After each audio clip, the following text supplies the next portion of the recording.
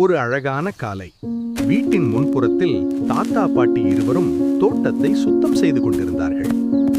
இன்று ஒரு புதிய செடி நடலாமா என்று பாட்டி கேட்டார். அதை கேட்ட சிறுவன் அரவிந்த் உடனே ஓடி வந்து, நானும் உதவுவேன் என்றான்.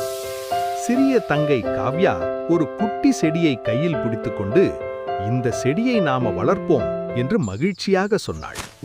தாத்தா செடி நடுவதற்காக சிறிய குழி தோண்டினார். பாட்டி செடி நடுவதற்காக மண்ணை தயார் செய்தார். அரவிந்த் தண்ணீர் எடுத்து வந்தான். காவ்யா அன்பாக செடியை வைத்தாள். அந்த நேரத்தில் ஒரு சிறிய பறவை மேலே பறந்து கொண்டு கீச்சு கீச்சு என்று பாடியது. இந்த செடி பெரிய மரமாக வளர்ந்தால் இந்த பறவைக்கும் வீடு கிடைக்கும் என்று தாத்தா சிரித்தார். அனைவரும் சேர்ந்து தண்ணீர் ஊற்றினார்கள். சிறிய செடி மெல்ல காற்றில் அசைந்தது. பாட்டி மெதுவாக சொன்னார், நாம் சேர்ந்து செய்த சிறிய வேலை நாளைக்கு பெரிய நிழல் தரும். அனைவரும் சிரித்தார்கள். சிறிய செடி குடும்பத்தின் மகிழ்ச்சியாக மாறியது.